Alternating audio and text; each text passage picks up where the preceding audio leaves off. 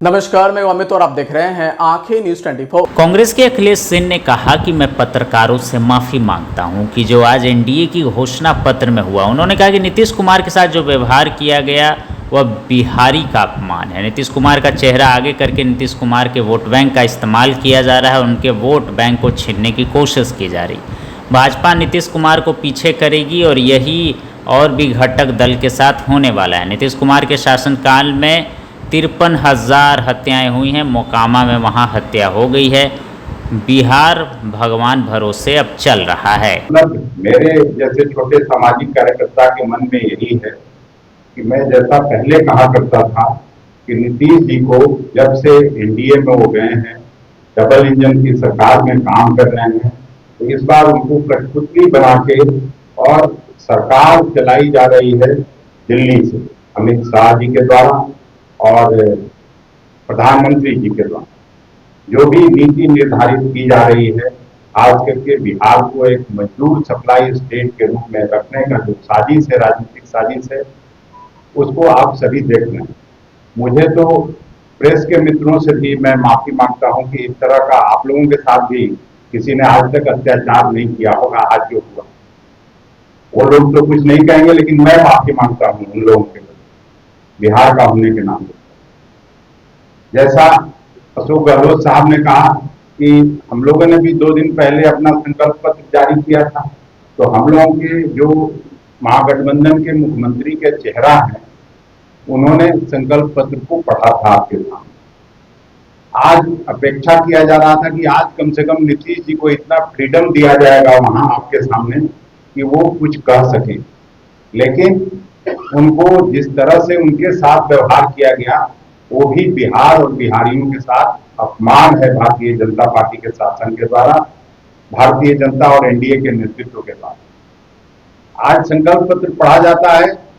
Bharatiya Janata party के कोटे से जो उप मुख्यमंत्री हैं सम्राट चौधरी के द्वारा, और इससे साफ ये संकेत है बिहारी मतदाताओं के लिए, बिहार के लोगों के लिए, कि वो केवल उनको उनका चेहरा आगे करके उनके वोट बैंक का इस्तेमाल किया जा रहा है, उनके वोट बैंक को छीनने की कोशिश हो रही है।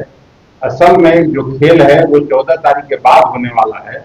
और जो प्रधानमंत्री जी का कल का आपने वीडियो अगर देखा होगा कि नया बिहार बनाने का जो संकल्प है, तो भारतीय जनता पार्टी अभी तो पीछे से राजपाट कर रही है, वो अपना मुख्यमंत्री आगे करके और नीतीश जी को किनारे करने की कोशिश है, जनता दल यू नेतृत्व को पीछे ढकेलने की कोशिश है। और कमोबेश यही स्थिति जो एनडीए के बाकी के नेता हैं, बाकी के जो उनके मित्र दल हैं, उनके साथ भी यही होने वाला है। भारतीय जनता पार्टी, जैसा कि आदरणीय गहलोत साहब ने कहा, 20 साल का कोई हिसाब हुआ नहीं। और मैं अपनी बात नहीं कर रहा हूं, जो नीति आयोग जो प्रधानमंत्री के मातहत काम करता है, उसका भी अगर 3 महीने पहले का रिपोर्ट अगर देखा जाए तो बिहार जो कभी शिक्षा का सबसे बड़ा केंद्र हुआ करता था, नालंदा, पूरे दुनिया को नालंदा विश्वविद्यालय, दुनिया भर के छात्र वहां पढ़ने आते थे, दुनिया के दूसरे देशों के, अन्य देशों के छात्र पढ़ने आते थे। आज शिक्षा में भी हम 28 बड़े राज्यों में 28वें स्थान पर चले गए हैं, चाहे प्राथमिक शिक्षा हो, माध्यमिक शिक्षा हो या उच्च शिक्षा हो। कमोबेश यही स्थिति स्वास्थ्य सेवा के बारे में है, जो नीति आयोग ने कहा है कि 28 बड़े राज्यों में हम 28वें स्थान पर हैं। इंडस्ट्रियलाइजेशन के मामले में यही बिहार था कि पहला पंचवर्षीय योजना, दूसरे पंचवर्षीय योजना, श्री बाबू की हुकूमत में कांग्रेस के नेतृत्व में 27% जो चीनी नेशनल किटी को देने का काम करता था, वो आज 2% से भी नीचे चला गया।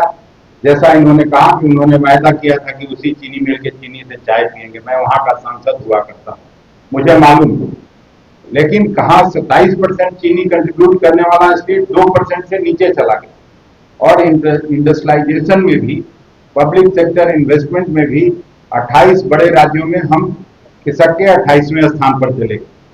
मोर और लेस प्राय सभी विभागों की स्थिति यही है। सबसे कम आय आज बिहार के लोगों की, सबसे ज्यादा प्लान किसी अगर एक स्टेट से हो रहा है तो वो बिहार है।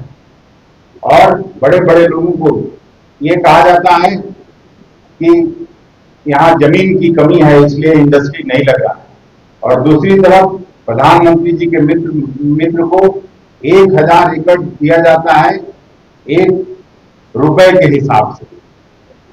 तो ये कितना बड़ा कॉन्ट्रडिक्शन है, इस बात को आप अच्छी तरह से समझते हैं। अकेले नीतीश जी के हुकूमत में 53,000 से ज्यादा हत्याएं हुई, और कल आपने देखा कि एक राजनीतिक हत्या मोकामा में दुर्दांत अपराधियों ने वहां की है। उसके ठीक एक दिन पहले टेकारी में अटैक होता है। तो ये लोग बात जरूर जंगल राज की करते हैं, लेकिन नीतीश जी और एनडीए के हुकूमत में बिहार में गुंडा राज स्थापित हो गया है। कुछ दिन पहले हम लोगों ने देखा था कि यहीं एक उद्योगपति की हत्या हुई 20 गज की दूरी पर, और ये वो जगह है जहां कलेक्टर साहब रहते हैं 50 गज की दूरी पर, सीनियर एसपी साहब रहते हैं 20 गज की दूरी पर। उनके बेटे की भी हत्या 4 साल पहले हुई थी, तब भी हम लोग उनके घर गए। तो ये भयावह स्थिति एनडीए के हुकूमत में बिहार का हुआ।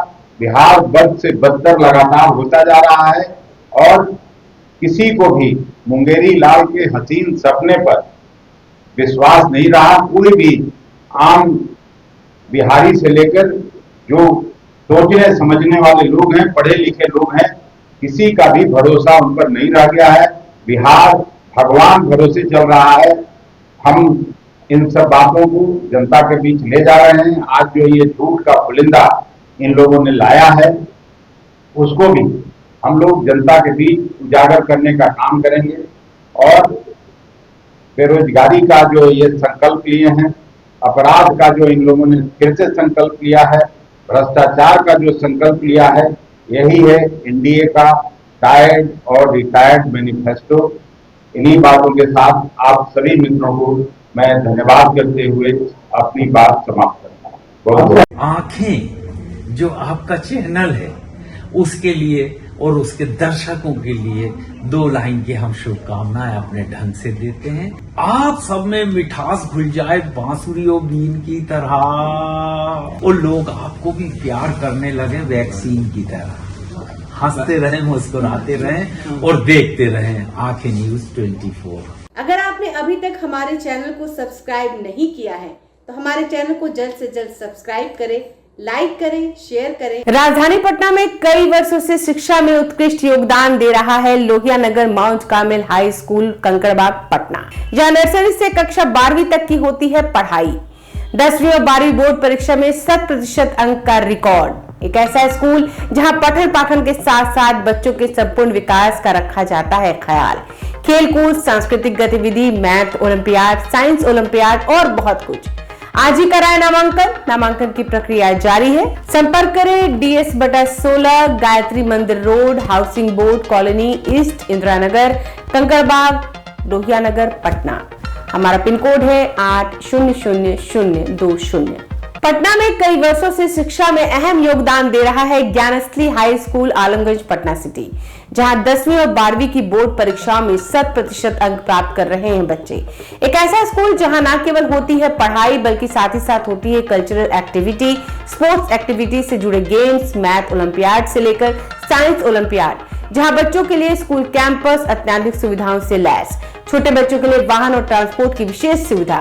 तो देर किस बात की, आज ही कराएं अपना नामांकन Gyansthali high school Alamganj Patna city में, जहां नामांकन की प्रक्रिया जारी है। संपर्क करें पुलिस चौकी Alamganj main road near Alamganj थाना, पटना, बिहार 800007।